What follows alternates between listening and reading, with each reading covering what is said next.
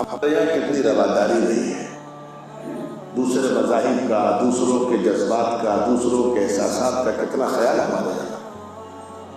لیکن افسوس میڈیا سے ہے، اس سے بڑی شکایت ہمیں آپ سے کہ ہم ان چیزوں کو نہ دیکھتے ہیں نہ آگے بڑھتے۔ اجین میں ابھی ہندو بھائیوں کا مہاکمبھ ہوتا ہے کبھی کبھی، کچھ سالوں پرانی بات ہے کہ وہاں پر حکومت نے جو بھی انتظام کیا ہو، شردھالوؤں کی تعداد بڑھ گئی، کہیں لیٹنے بیٹھنے کی جگہ نہیں تھی۔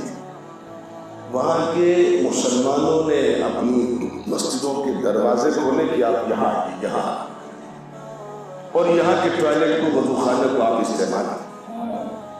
کیوں؟ اسلام اس کی اجازت دیتا ہے۔ حضور اکرم صلی اللہ علیہ وسلم کی زندگی سے یہ چیزیں ثابت ہیں۔ عیسائی وفود آتے تھے، ان کو مسجد نبوی میں ہی بٹھاتے تھے۔ آپ یہ نہیں کہتے تھے کہ تم باہر چلو تو مسلمان نہیں۔